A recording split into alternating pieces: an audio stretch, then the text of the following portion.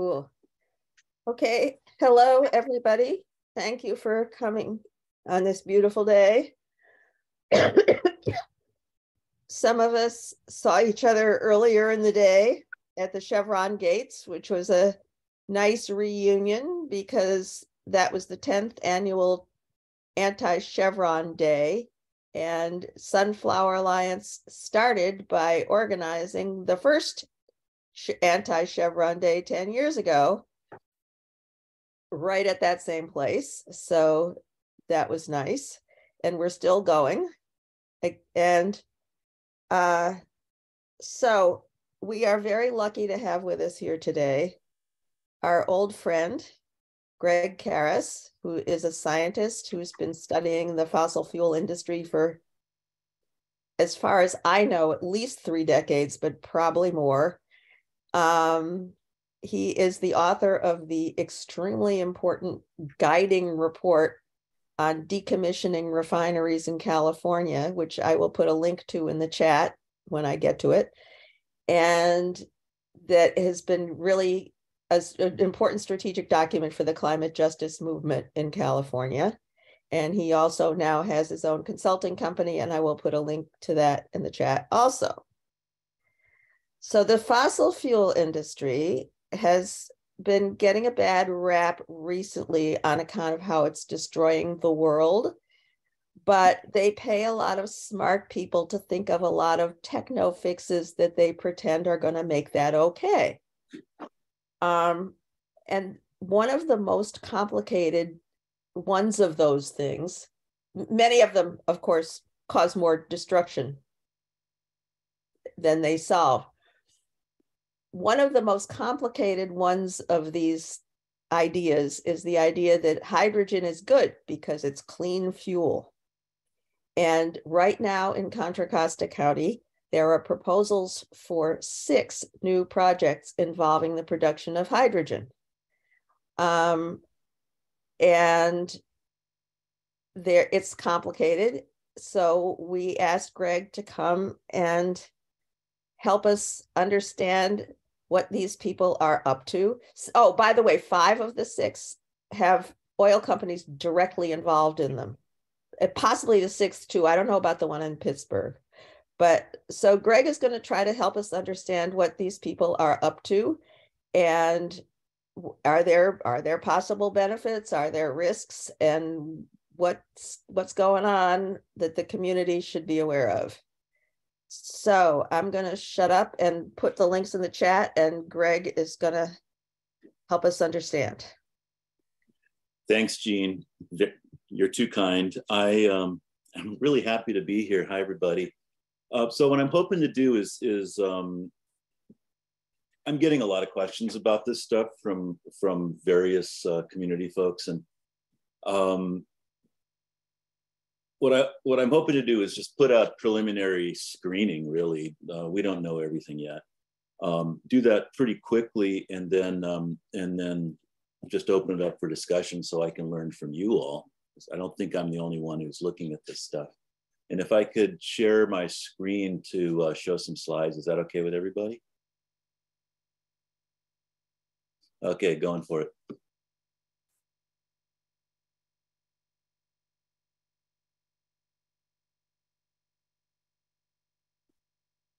So this is Contra Costa County. And like I said, it's a preliminary screening. Hydrogen. The lightest, smallest, most abundant element, and still it doesn't usually exist on Earth in its pure state. And the reason for that's relevant. Hydrogen bonds really tightly to these things, carbon, nitrogen, oxygen, sulfur, carbohydrates, hydrocarbons, water, kind of the stuff that makes the world go round, all that stuff's got hydrogen in it. It bonds so strongly that it takes a lot of energy to separate it out. And then when it's separated out, it carries that energy to wherever it bonds next, which releases the energy. That makes it an energy carrier. Like electricity is an energy carrier, although it's carrying energy in a very different way. It's a pretty unique compound. That's why it has anything to do with energy. But it sure ain't an energy source, let alone a clean one. It carries energy, clean or dirty, from one place to use it in a clean or dirty way somewhere else. Again, thanks for supporting some of my work in this, and here are the projects that we know of. There's 5 or 6, depending on how you count the Chevron ones. The 2 on the bottom left, the Chevron refinery and the Castro and Hemsley fueling station. I think those are part of the same project because it's the same fuel chain. So there's 5 or 6 projects, and we'll get into them more. You know, there they are. And, you know, the other big yarn is about the technology. You know, when they tell you, well, we're not picking winners, you know, and you'll hear this in Sacramento, you'll hear this in City Hall where the projects come up. You'll hear it in court if you get that far. You know, of course they're picking winners. You know, we'll get into this, but you can see from the projects that we're looking at today that in Contra Costa County, none of them are proposed to actually make hydrogen from water using solar or wind. Most of them would use hydrogen in ways that compete with battery electric vehicles, and many of them would repurpose already built fossil fuel hydrogen plants and refineries. So of course they're picking, that's exactly what they're doing. They're picking which technology they want, and different players have different interests in what gets built and what they can make money on or not make money on. But it goes deeper than that, because pretty much all the hydrogen is now, all the hydrogen production is controlled, say 99% of it, way more than 95% of all the hydrogen produced in California is controlled by oil companies and is made by fossil gas steam reforming in refineries. That isn't just an artifact. The companies are still trying to keep doing that and even expand that. This is over the last few years in Richmond. A lot of us fought this project really hard. We blocked it, we scaled it back. It was partially implemented to rebuild, replace, and increase the capacity of the hydrogen plant there. And the way refineries make hydrogen, the production technology is steam reforming. It literally strips the hydrogen off of the hydrocarbons using superheated steam. Burning the fuel, usually refining gas or and imported natural gas, burning the fuel to superheat that steam at somewhere between 1400 and 1900 degrees Fahrenheit takes a tremendous amount of energy, burns a lot of fuel, emits a lot. But the process itself emits even more. And this is a diagram that I did for NRDC for a related reason that just shows what, you know, it co-produces CO2. So all in all, fossil gas steam reforming emits about 10 tons of carbon dioxide per ton of hydrogen produced, 10 to 1. And that's not counting all the methane leakage along the way. That is also greenhouse gas. The energy that gets released when the hydrogen is used in the refinery, plus all the intense energy that has to go into making the hydrogen. And then the chain reactions between the two make hydrogen the leading cause of flaring. This is, again, from Chevron, and the black arrow at the bottom is when that new hydrogen plant was first commissioned in late 2018. So you can see that environmentally significant flaring. This is flaring that causes acute exposures on the fence line in the community. That increased radically. Again, not all of this flaring was caused by by use of hydrogen in refineries, but the vast majority was. And that's also true in other refineries where we've looked at it carefully. Phillips 66, Marathon in Martinez, et cetera. So this stuff is dangerous for the community, and it's an environmental justice hazard as well. One more thing,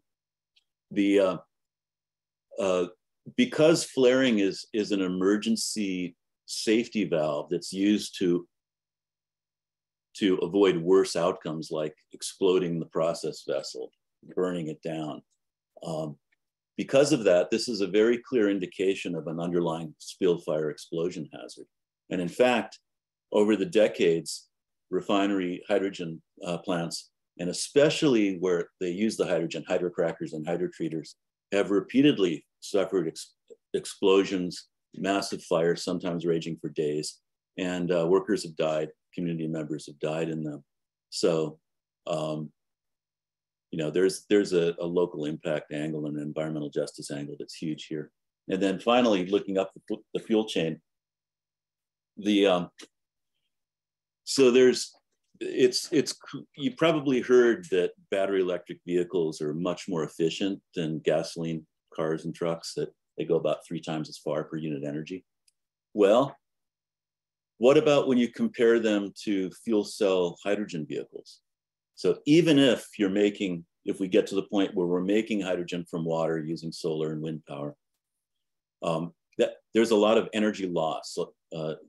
There's entropy, inefficiency in transferring that clean electricity into hydrogen, and then transferring it back in the vehicle, in the fuel cell to run the electric motor, also loses energy.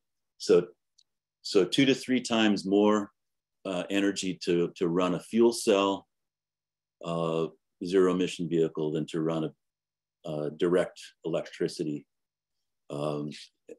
zero emissions vehicle.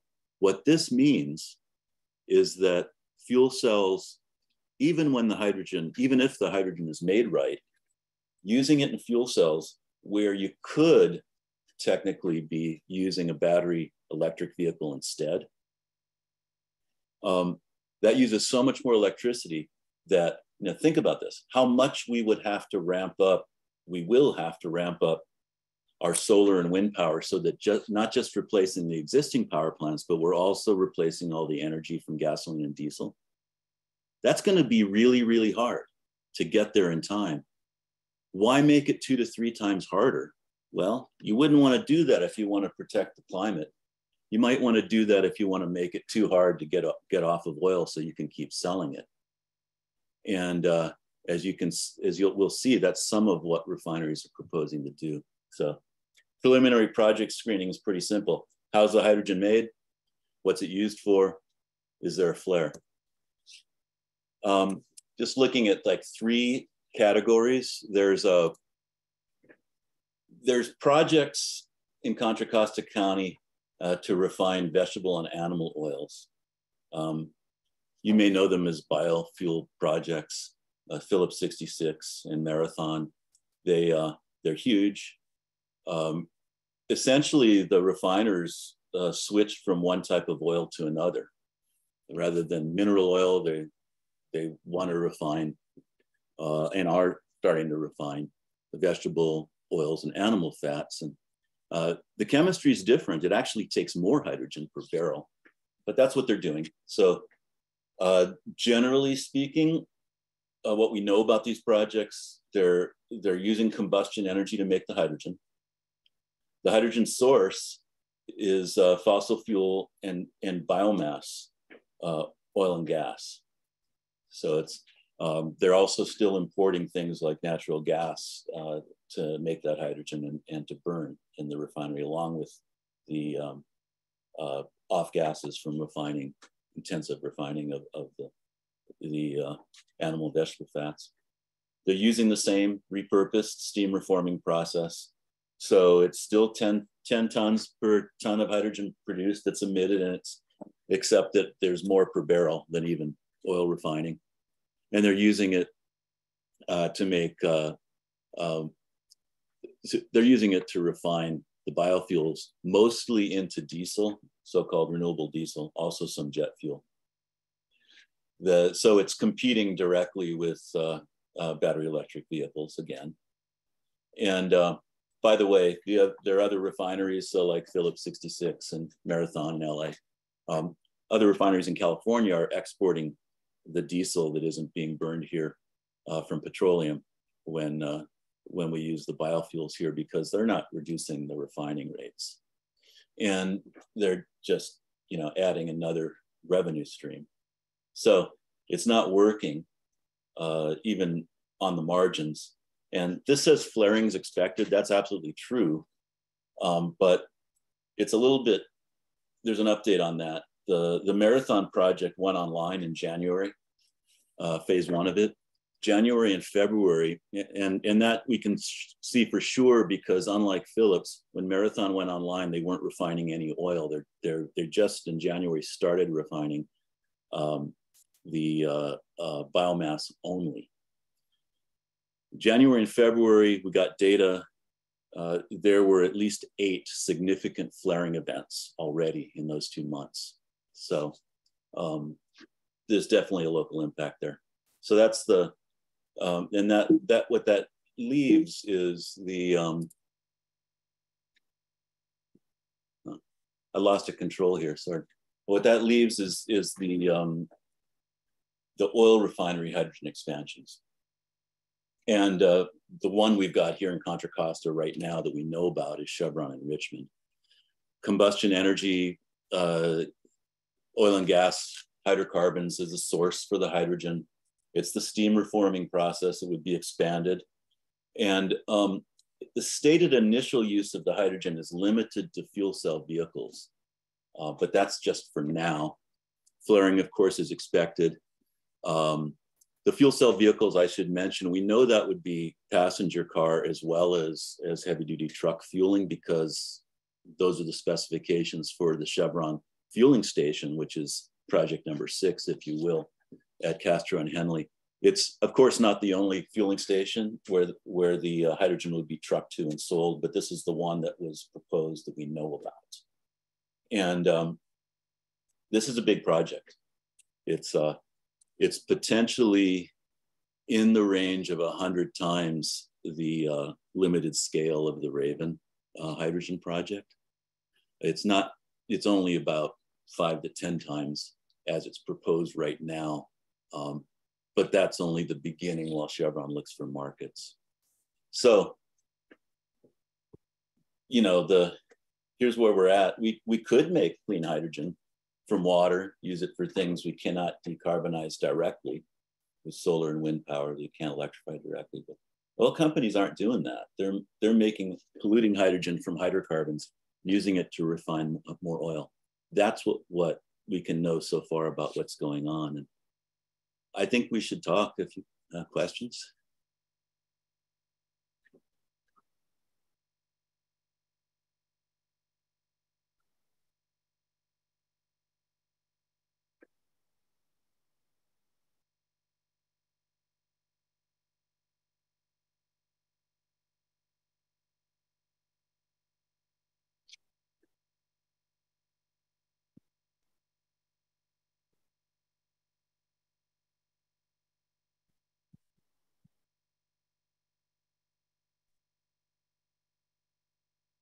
Who's chairing? I just got my audio back just now. Can you hear me? Yes.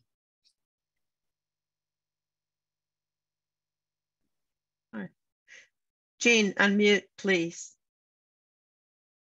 I'm so sorry. I was chairing, but I was muted, so it wasn't working very well. Okay, Maureen. Well, just to start things rolling, because we should have more questions than this. Could you go back to one of your earlier slides that showed the 6 sites in Contra Costa? And I would like to hear more about the Raven project in particular.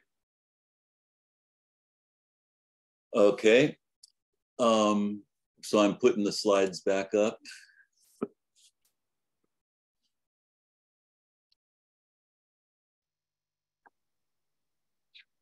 This is gonna, so I think what you want to hear about Oh, you went past it. No, you went past it. This one, Raven SR.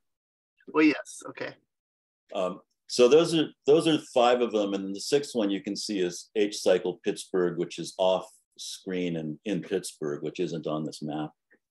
So those are the 6 of them, but this is Raven. Is this what you wanted to talk about, Maureen? Yeah, I'd just like to know more about it and what are, okay, well, let me just add that one of the downsides that I've heard of that this, none of these slides indicate is the trucks coming in and out, the diesel particulate matter, with the Raven project in particular. I heard it's going to be huge. There's going to be diesel trucks 24/7. And on top of, I mean, all those huge distribution centers, there's 4 big ones now. Well, 1 is in planning, but 3 presently, that diesel trucks in and out. So do you have any information about the diesel particulate matter that's going to really smack these communities up the side of the head? Well, so you're right. The diesel truck emissions and the dust that's stirred up, they're a really big deal and a health threat. The how many trucks depends on what else they're doing to transport. This is a big question with the biofuel projects, which are much bigger than Raven. Raven would use trucks. It's fueling trucks on site with hydrogen to take them out. The only, it's not good news, but the limited impacts of the Raven project are now starting to become more clear. By the way, my understanding is that the community groups that were appealing the city council's initial decision to city council, to the planning commission's decision to city council, that they settled with Raven on Tuesday and withdrew their appeal. I can't confirm that. I don't speak for them. I myself am very curious about what other parts of the deal they got, but there are parts of the deal that I was able to review because there was a revised conditions of approval in the city permit. And those, among other things, which limit the impact, the project size is limited to less than 100 tons per day of compost being fed in to the process. That means the amount of hydrogen that's taken out will be limited. It'll be in the range of roughly 2 million standard cubic feet per day. Now that will be compressed, so it won't be that big a truck, but it'll be, because the hydrogen will be greatly compressed on the truck. But that's a lot of trucks. Another condition of approval that relates to Raven in particular is that the project is required to get its own zero emission trucks to the maximum extent possible. If they're using their own trucks, and if they're using someone else's, they're required to do everything reasonable to only contract with truckers that are using zero emission trucks or low emission trucks. Well, is that going to be perfect? I don't know, but that's a condition of approval that showed up in the revised conditions of approval, Maureen. So for the other, to the extent you're thinking about other projects with diesel trucks, you know, the question would be, are they using those kinds of safeguards? I don't know. No, that's really good information. Thank you. But what comes to mind is in Europe, you cannot take a diesel truck into any major city area.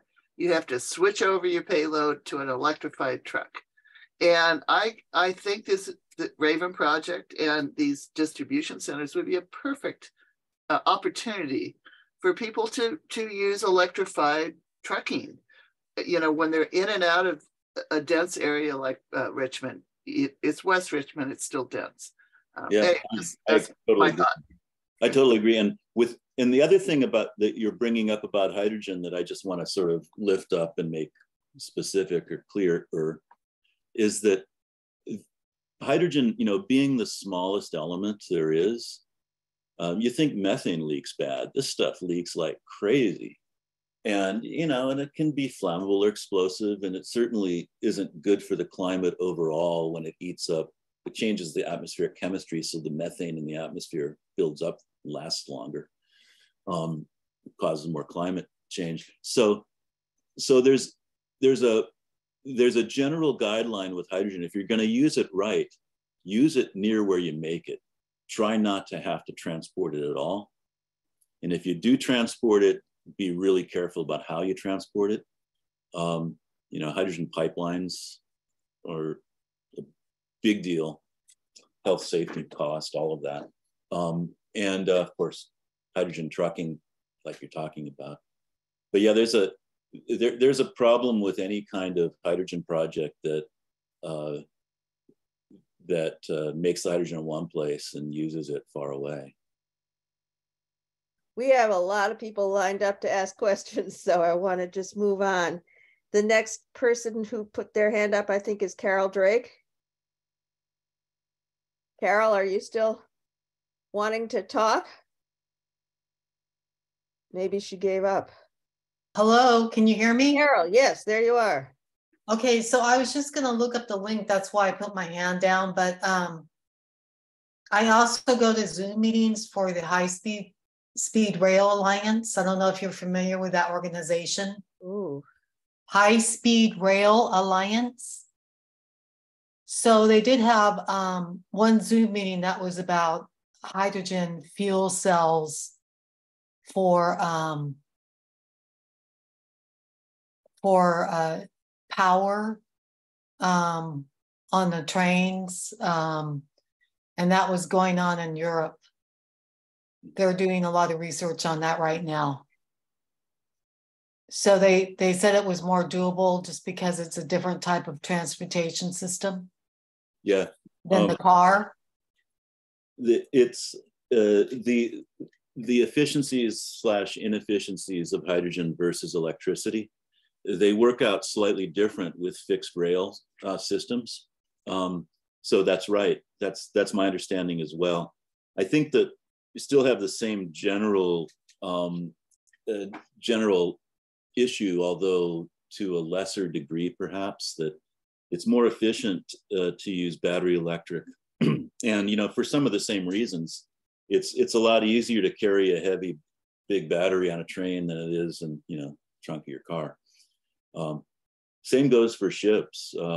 Ocean shipping, there's the same kinds of considerations about hydrogen or electricity, how to decarbonize that part of transportation, right?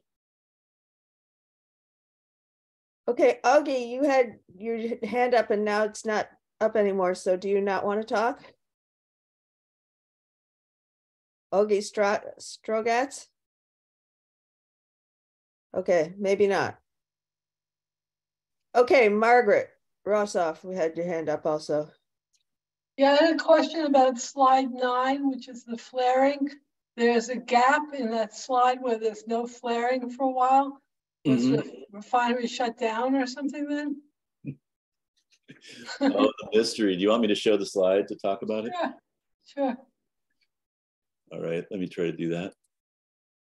I'm going to get good at this in a second. That's our goal for you. That's 12. We want 9. No, I thought we wanted 9. Yeah. There we go. Yeah. So you're talking about this gap in 2019? Yes, that's what I'm talking about. I think I have an idea about it. I wish I could remember it better. So just a little background here, so we can all understand Margaret's great question. So this is a lot of data. On the horizontal axis, it's every single day. And so where you see this here that looks pinkish, that's flaring every day. That's the frequency of people's potential exposure. Now, the magnitude of the flaring is measured in percentage and it's also on a log scale. It's in percentage because I'm using the Air District's own criteria for for significance. And their criteria are either 500,000 cubic feet flared or 500 pounds of SO2 emitted in a day.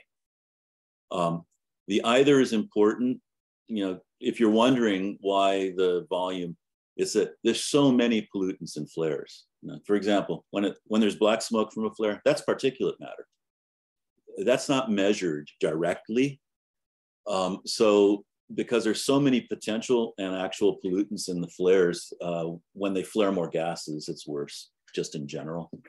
So that's why it's percentage. The reason it's on a log scale is because the large events, the major incidents, are so much more extreme. So 100%, that's 100% of the threshold. That means that's the air district's threshold being crossed there. When you get up to 1,000, that's 10 times the threshold. These up here, that's 100 times the threshold. So what Margaret's asking about is, here we are, you know, somewhere between 10 and 100 times the threshold from flaring every day. And then it starts again. But what happened in between where they didn't flare so much? Some of it was the hydrogen plants were down.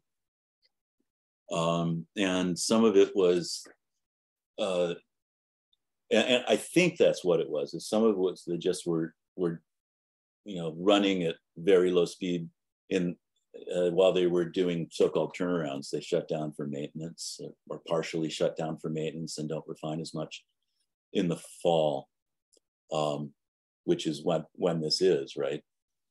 If I remember correctly, there's some evidence of that from the causal reports. So every one of these days when you see above the 100% line, there was a causal report submitted by the refineries to the air district. So I've looked at them.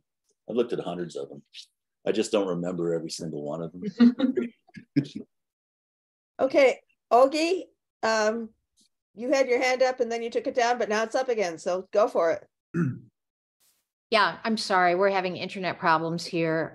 Really appreciate your commentary, Greg. Thanks very much for that. And I will turn it over to my better half, Rick, for his question.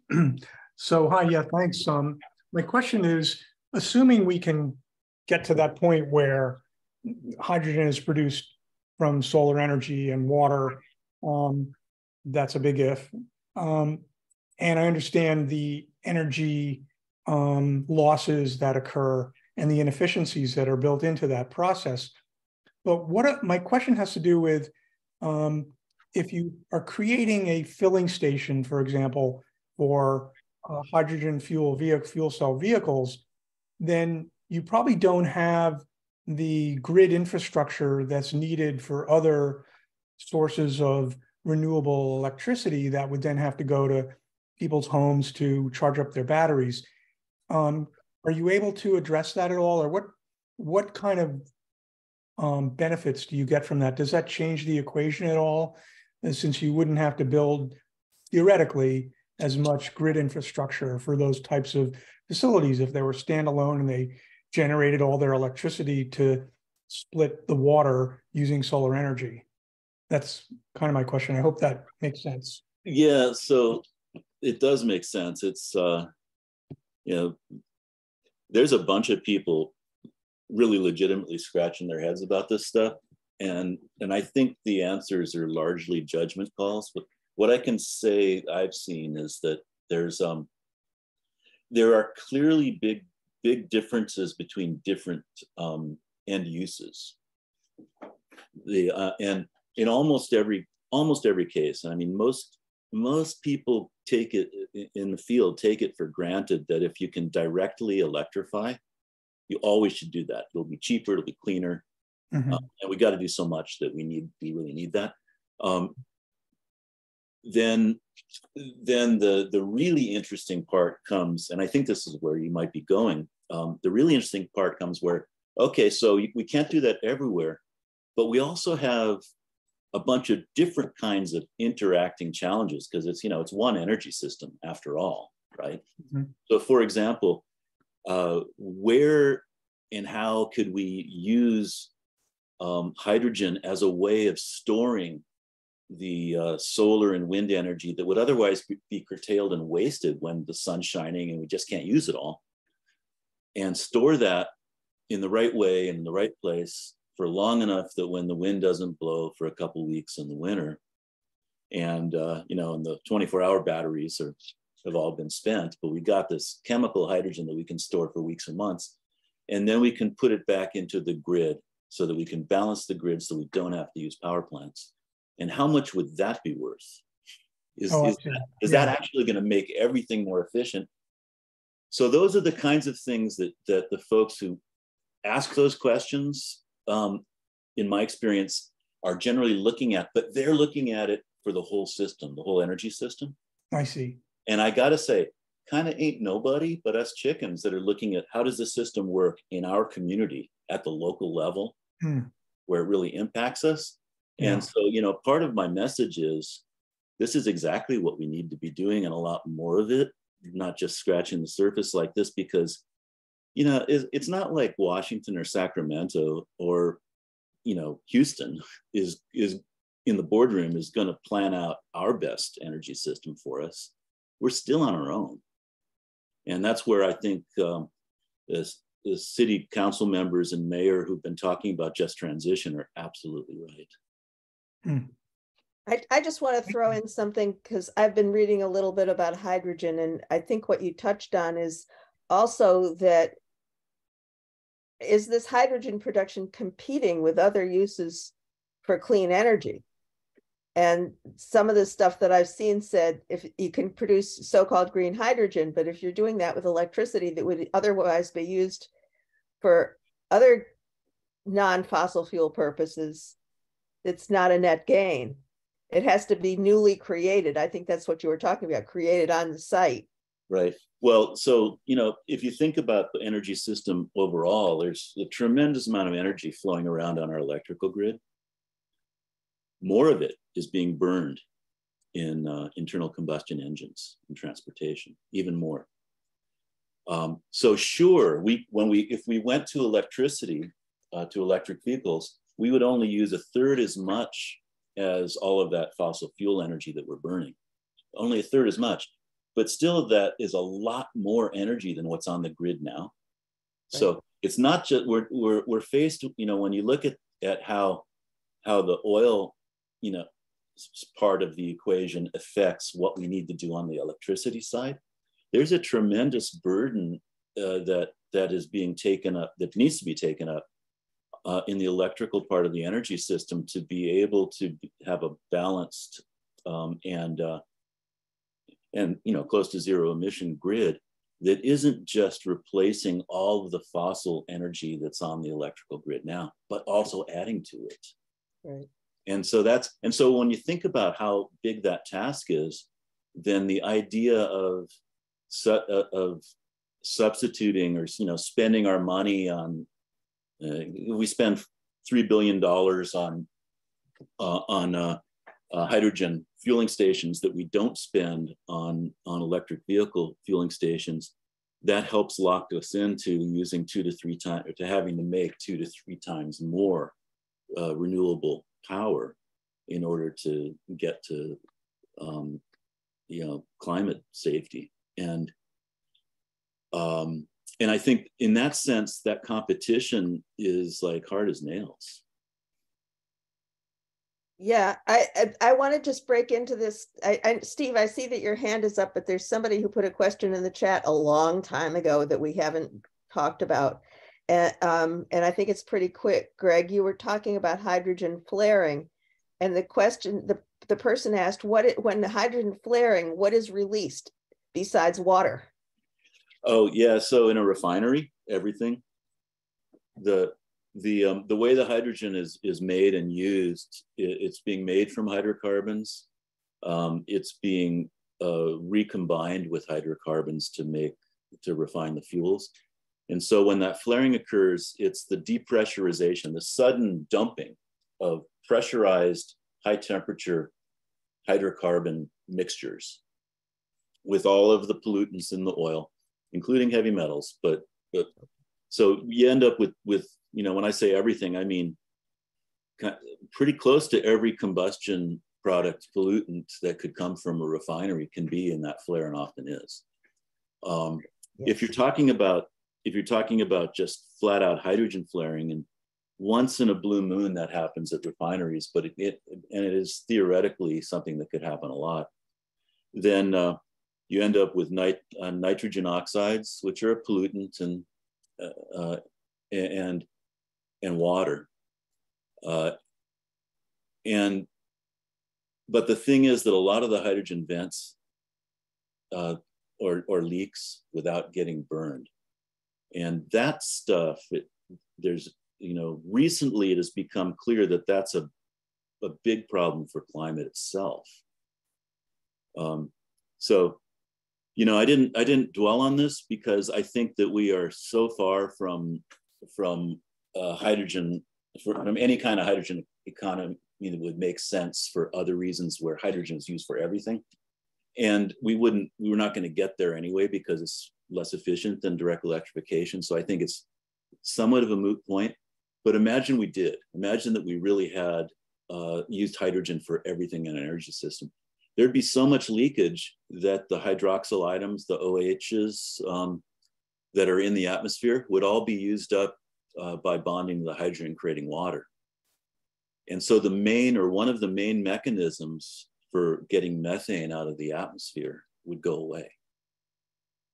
Put another way, too much hydrogen leakage changes the chemistry of the atmosphere so that instead of being a super potent greenhouse gas that only lasts for a little while, methane becomes a super potent greenhouse gas that lasts a lot longer and builds up a lot more in the atmosphere. That's a theoretical danger of having a huge increase in hydrogen economy. But keep in mind, we're making so much hydrogen and leaking so much hydrogen from the refineries all over the state and country now that's already happening. Right. It helps the methane stay around longer, which is not what we need. Okay, Steve Ungerth, hello. Yeah, sorry, it just took me a minute to unmute. Okay. So I wanted to comment on, I can't remember who it was who spoke before Gene, about the isolated filling stations. It's never, in my opinion, it's never a good idea for electricity, even microgrids, to be completely isolated unless it doesn't make sense to connect to a transmission line.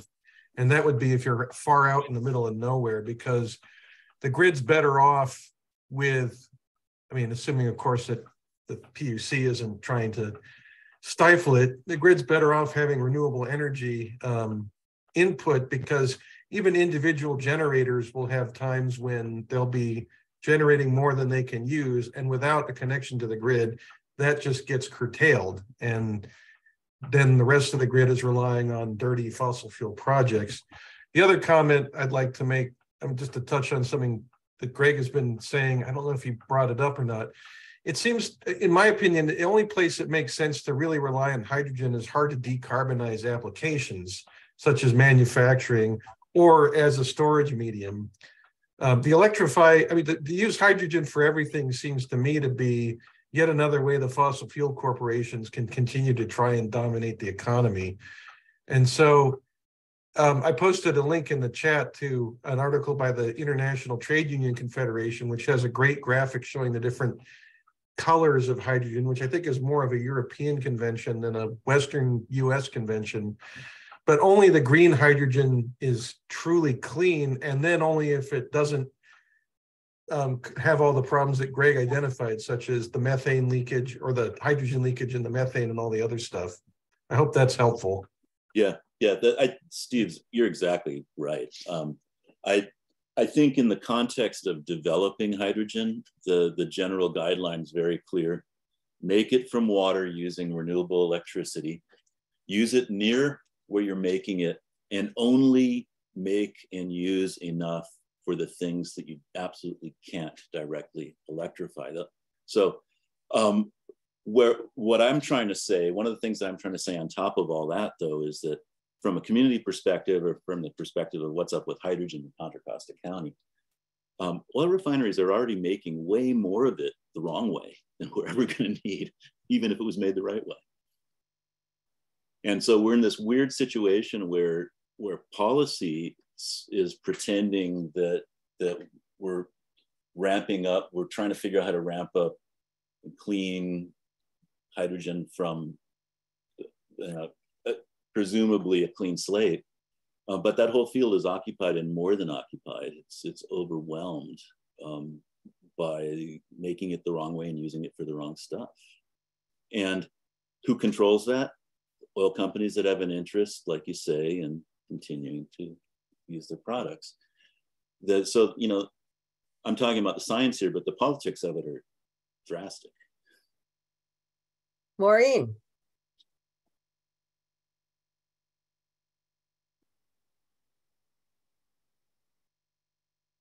I think you might still be muted.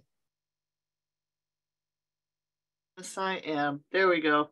I am curious that on the east side of Interstate 80, right near Phillips 66, right now, they're installing huge amounts, like over 1,000 solar panels.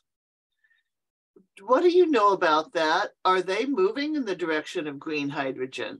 Could it be that they're enlightened?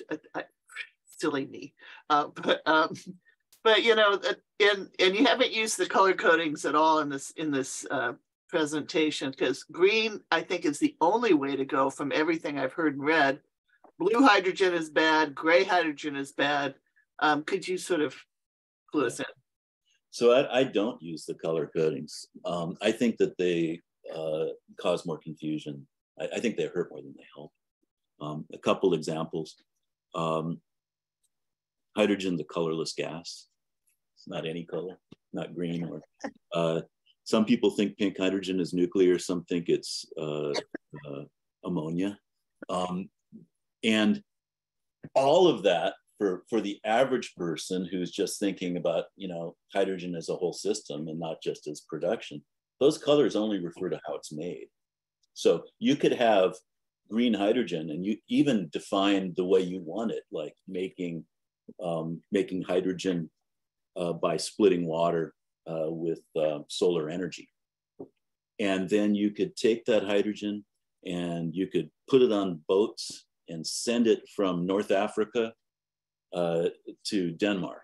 And then you could stick it into a facility that is next to the power plant and the refinery, and using the small portion of carbon that is captured from the refinery and the power plant and recombining that with the hydrogen to make gasoline and diesel to go out and burn in your cars.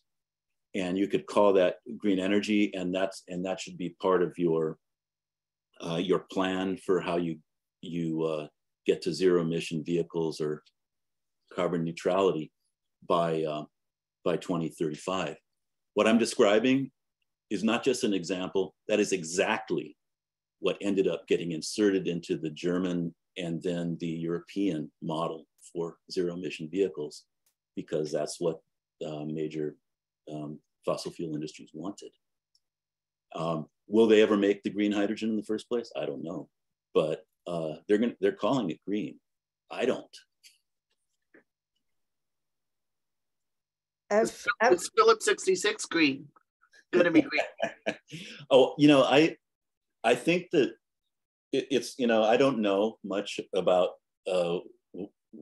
why, you know, what the purpose and direct use of that electricity from the solar panels at P66 is intended to be or will be. But I've got to say that it's hard not to be happy about it, even if you don't trust the people doing it. And it could just be that they're primarily about the money. They care about the money more than they care about the pollution. Would that surprise you? Yes, solar and wind power are getting pretty cheap, and solar power, if you've got all that open land like they do, it's an excuse to keep your grass cut so it doesn't burn down your refinery next time, right? Brown fields into bright fields. It's the... So I'm going to indulge myself in asking the question I've been wanting to ask, since I don't see any other hands up right now. I am very confused about what this idea of making hydrogen from municipal waste actually means they do. and they say it's non-combustion, but it's going to be heated up a lot to make a non-combustion process. And I just wish I wish I had a cartoon of what actually goes on from step to step. Yeah, okay, well, let's do one. There's a step A, you're going to see this in a minute. Step A is the burning of the landfill gas to get the heat. Okay, so that's methane, basically, right? Yeah, it's contaminated methane. It's from a landfill. Methane. It's from a municipal waste landfill that's right next to an old leaky. Right. So they're saying that's good because if it wasn't burned, it would go up into the atmosphere, and it's a greenhouse gas, and so burning it is better. Can people see my little cartoon? No. You want to screen share? Oh, that's okay. It's so. I think just talk it out. You need to cover your face with it. No. Yeah. Then we can see like it. That. Yeah, but you also need. Yeah, but you also need. Yes. Thank you, but that's enough. Yeah. So first, what the trick, Gene, on the combustion side, is that they are pretending that the burning of the landfill gas, which creates the energy for the heat in the second step, they're pretending that that's not part of the process. They're defining that out of the project when it's very much a part of the project. They're actually spending money on it. They're going to be required to monitor and control it under their permits, Air District and others. So they're not claiming, but they're not claiming it's good to get rid of the methane that way. They're just they are. Ignore it.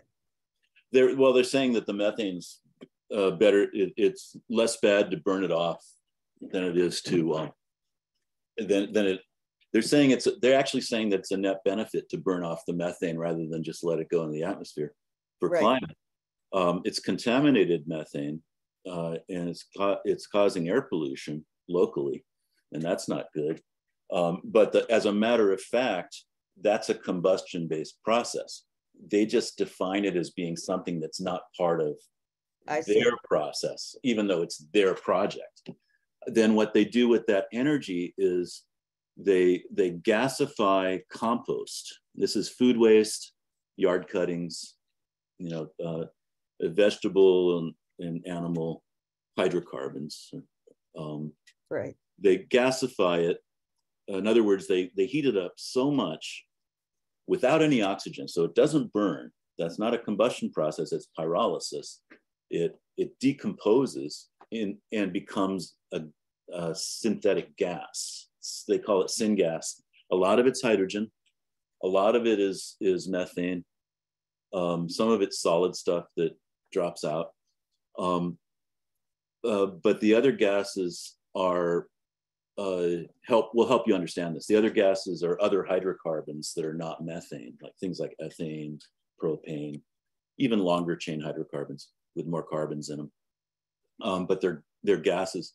So the next stage, and this is where it's about 1500 degrees steam reforming, that actually pre-reforms the other hydrocarbons, making it into methane and hydrogen. So they get some hydrogen out of that, but they also get the other stuff out. So then the last stage at about 1900 degrees Fahrenheit is where they, apply steam to rearrange the molecules and strip the hydrogen off of the methane carbon. They claim all that carbon drops out and they make it into char. Everything about this is a little bit experimental. They claim they've done it before, but it's all proprietary. It's all patented and trade secret. So we don't know if it's going to work. They claim it's going to work. It might, but it's going to run at very high temperature. It's going to have several steps, and if you're thinking, oh well, how safe is that going to be? Well, I don't think we know. But one thing that is interesting is that one of the things that we all thought about, and that CBE and NRDC raised in their appeal, which ended up making a revision to the conditions of approval for the Raven project, was that they're now required to build it so that they can rapidly depressurize those process vessels to the flare. In other words, they added a flare, and they added a system to make sure that that flare would prevent them from blowing up. And they're now saying they expect to use that flare periodically when there's upsets. And what will come out in that flare? Well, I answered that question about refineries. It's not very different. Same thing? Okay. It's a mixture of hydrocarbons and hydrogen. Junk you don't want. That burn, and they burn in uncontrolled conditions. And if that syngas, like I said, the syngas is various types of hydrocarbons, some other contaminants, and hydrogen. If that stuff's exploding or almost ready to explode, and they throw it out there into open air combustion, those are uncontrolled combustion conditions. And depending on the day, the weather, humidity, which way the wind's blowing, you could get more or less of various air pollutants, and some of them in small amounts could be very toxic.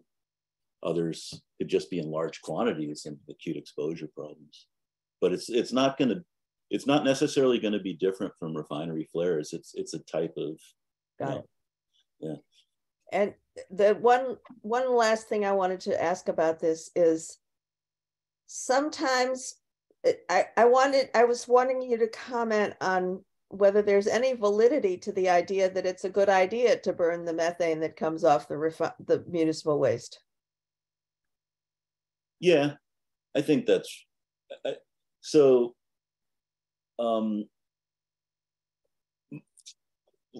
Flaring usually gets the vast majority of the methane destroyed if it's done competently.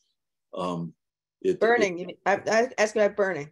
Yeah, so the methane disappears. It becomes CO2, and the CO2 is not good, but it's not nearly as potent a greenhouse gas as the methane, right? Yeah, and doesn't form smog like methane does.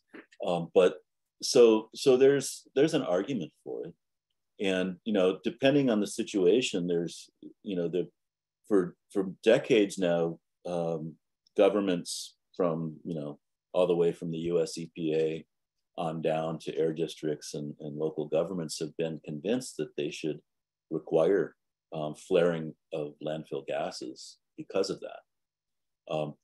The premise, though, is that there's nothing better to use the methane for, or that it's just a waste. And one of the big critiques of this project, which I've heard from people in the community who know what's going on, one of the big critiques of the Raven project is that compost is not waste. They're stealing our nutrients. So, there's all of those. It's not, once you get to the point where you've thrown anything away, when you've created a waste or something that you think is a waste and mix it all together, classic landfill situation, there may not be any completely good solutions. So the other big argument against this type of project, which is being voiced at the national level by some of the green groups now. The other big one is that the reason it's a really bad idea to create an energy feedstock stream that we then get locked into relying on for the future, that's made from waste that we shouldn't even be landfilling in the first place. It's just going to create a situation that creates demand for a polluting system of creating trash, throwing it away, and landfilling it. Yeah, well, the ideal solution is that everybody really takes all the compost out of the stuff they throw away. Well, yeah, I mean, the recycle, there's a whole novel there or two to write about recycling. It's I recycle, but what happens after that? Right. But the compost, I mean, if you really separated out all of the organic matter and put it in a compost bin and then you did something constructive with the compost, then there wouldn't be any methane in the municipal waste. Yeah, you know. But that's very theoretical, because making that happen is very difficult. So my dad got fired for the equivalent from his industrial job for the equivalent of union organizing when I was little, and we had enough land and there was groundwater, so we were growing our own food for a while. Big giant garden, a lot of hard work. We didn't have any green waste in our Right. in the garbage can at the curb. This was before recycling, but we didn't have any because we were putting it all back into the soil. Right. And so, yeah, I mean, if I don't think everyone can really afford to live that way. And again, farming is hard work. But yeah, I mean, you're right. It's these are all choices that we're making, and we're making them somewhat blithely or semi-consciously when we talk about things like, well, what are we going to do with our landfill waste? Waste is a false concept. Margaret.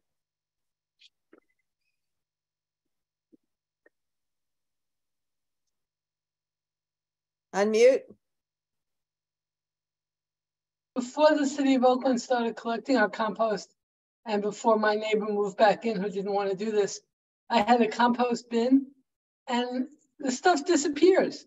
It like just keeps, I don't know, Greg can tell us what the process is, but you put in a gallon of something and a little later you have a tiny little smidgen, you know, it decomposes into dirt.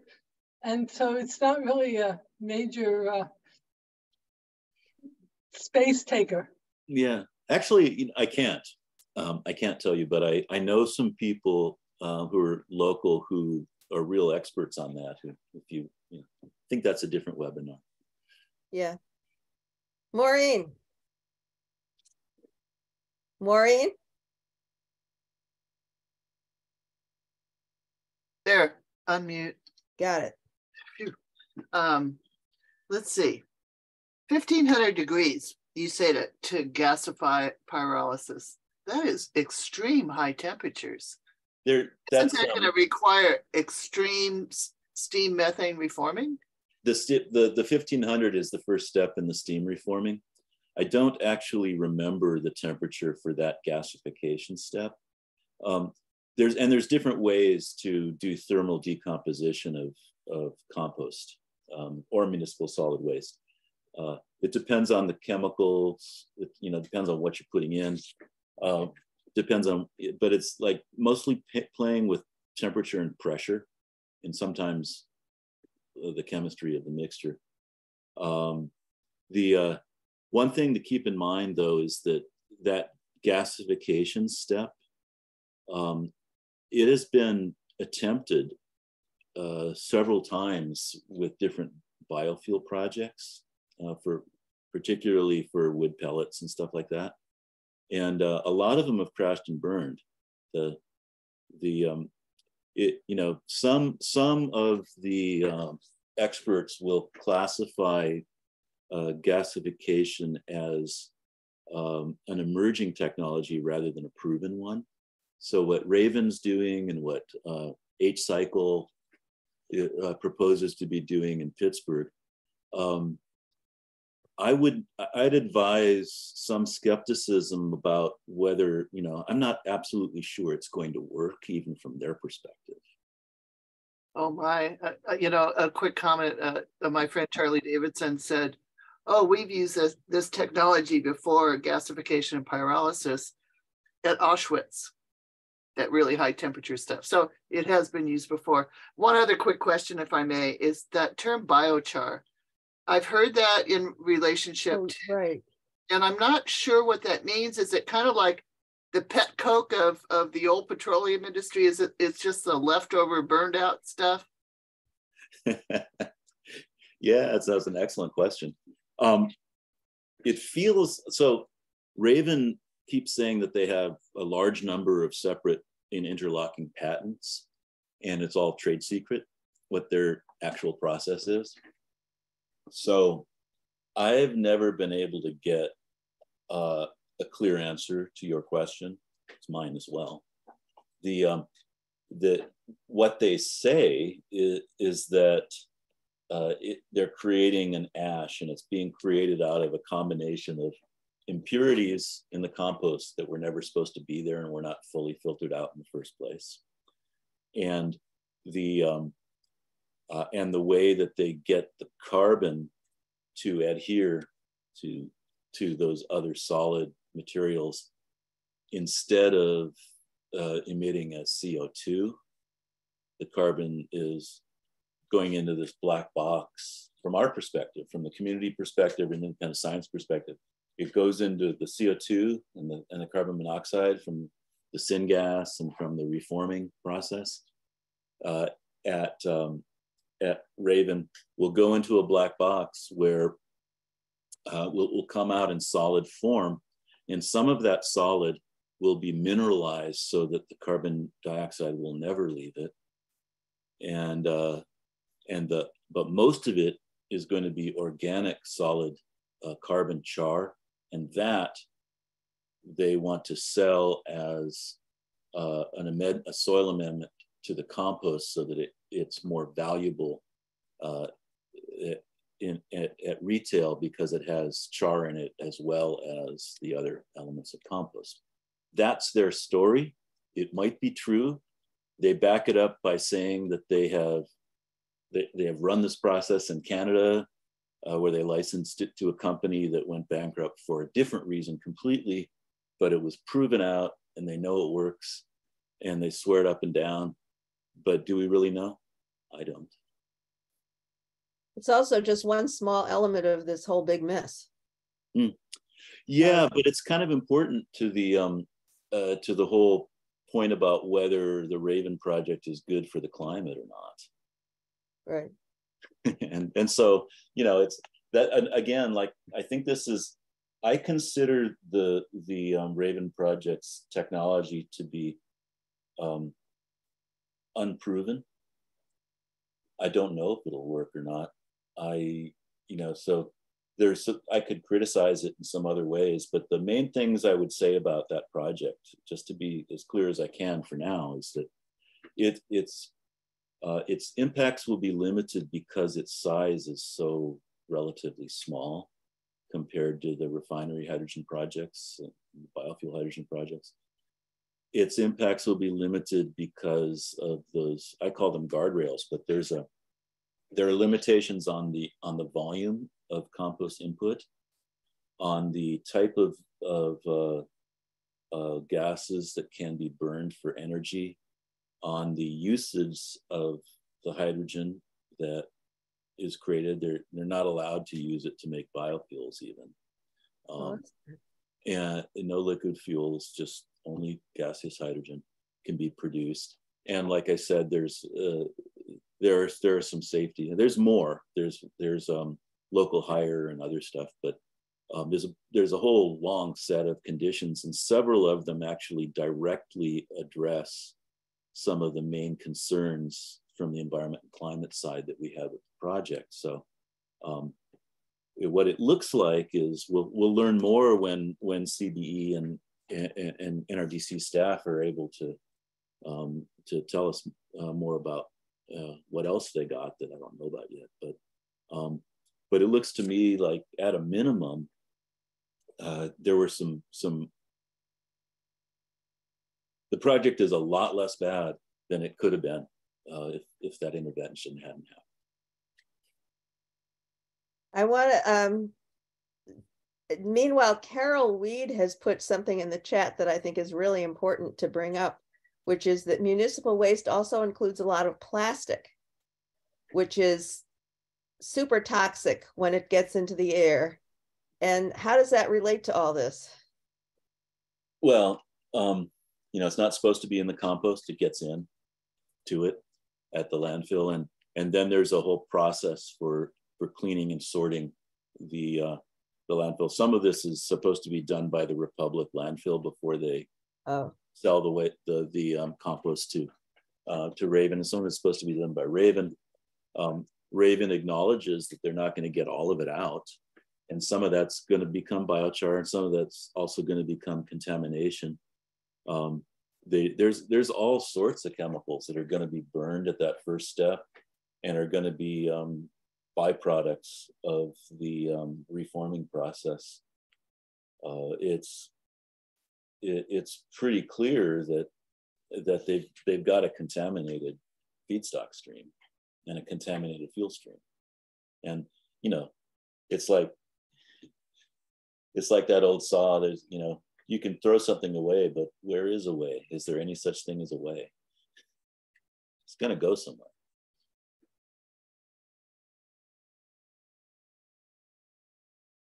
Whoa. Okay,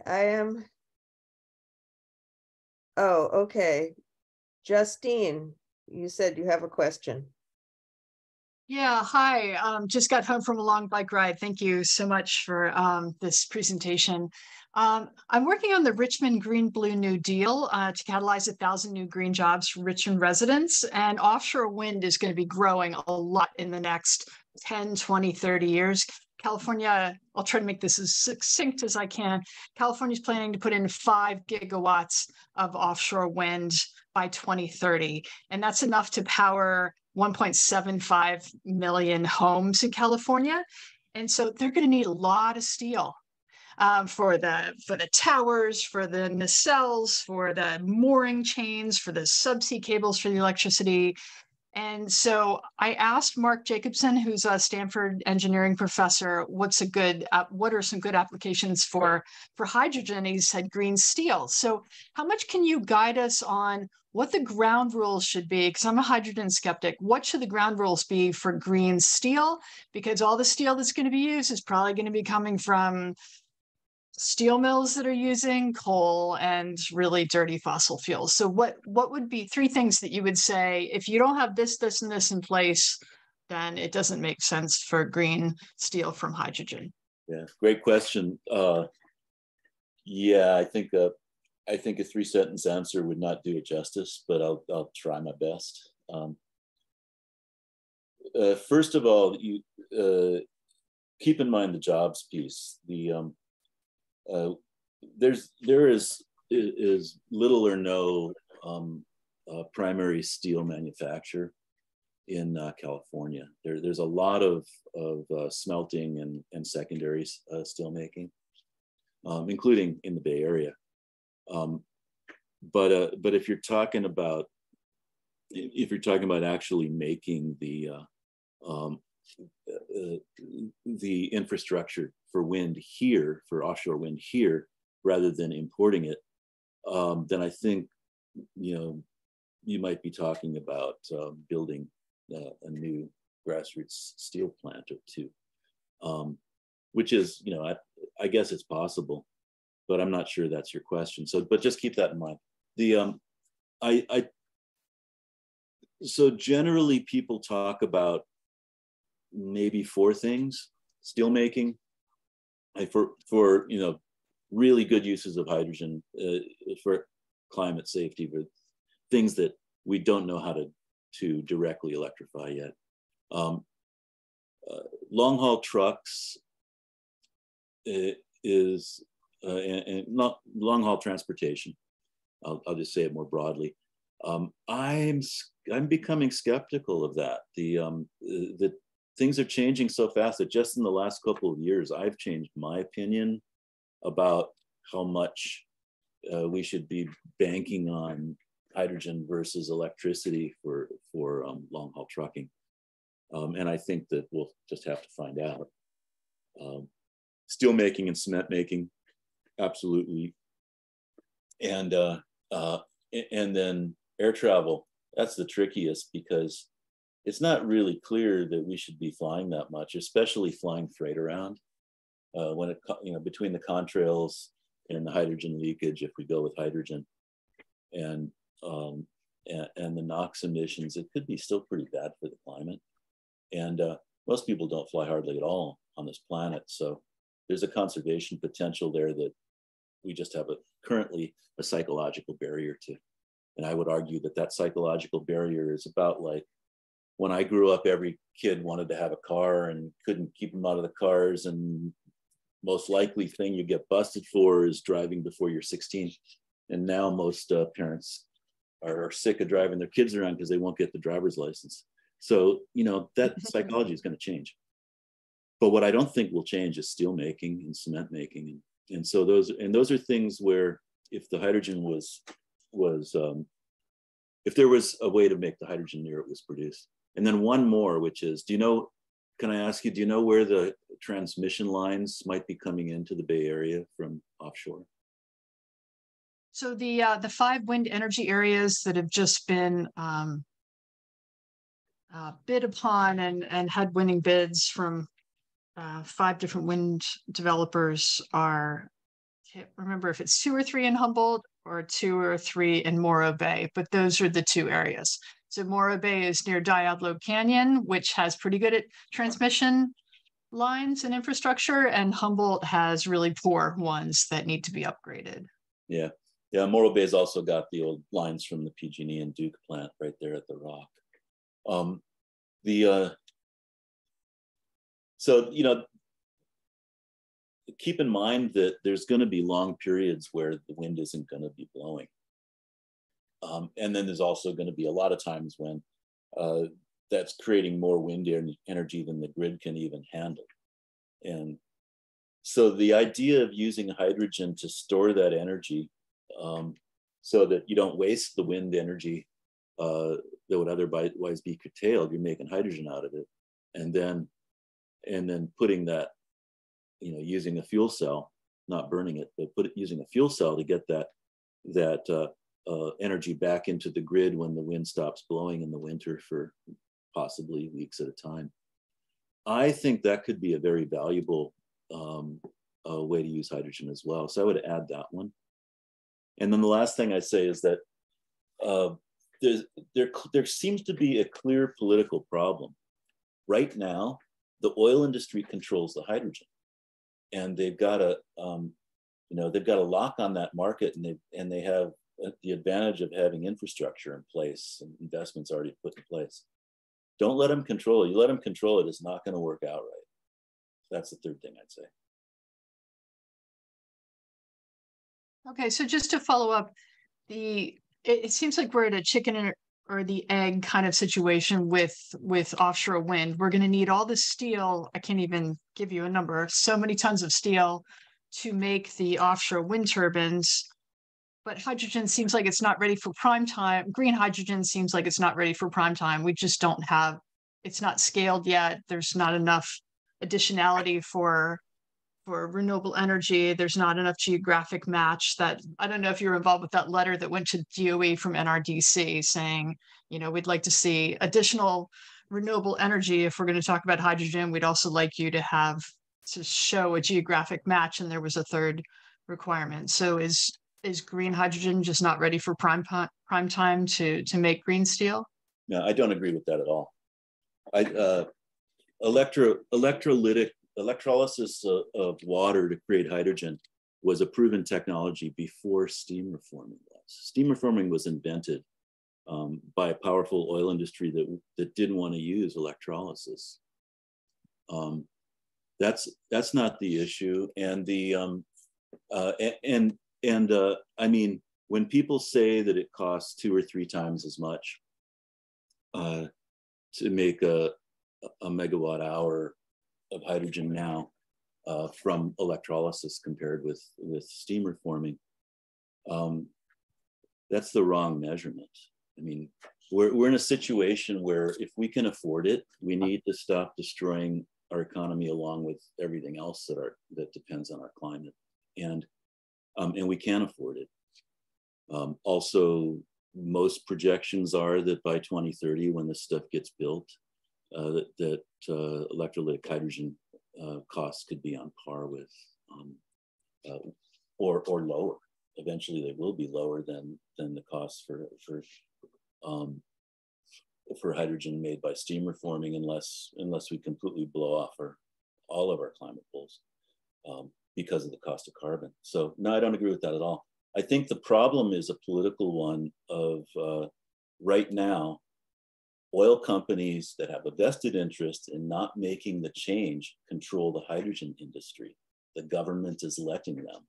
If we let that happen, then it's infeasible for political reasons. It has really very little to do with the basic science, efficiencies, or economics. That's what's going on. To me, that raises the question of whether you have nominees for other people to control the hydrogen industry. Right. Yeah. Which company? Yeah. Which capitalists do you want to have do this? I know. It has, it's an experiment, and I don't think there's necessarily a provable answer to that. But generally speaking, it tends to work better when there's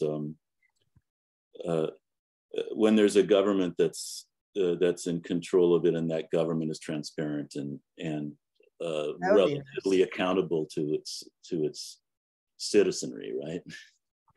I think it's a great. I mean, and we do have both models. If you just look across the energy system, where most of what we've been talking about is this. The background is our electrical and our petroleum or liquid combustion energy systems are starting to merge and compete with each other as they start to merge. But one of them has been controlled as a public utility, and the other one has not. And guess which is which? Right. Those are hard questions. I love that we're talking about. All right. Do I know the answer? No.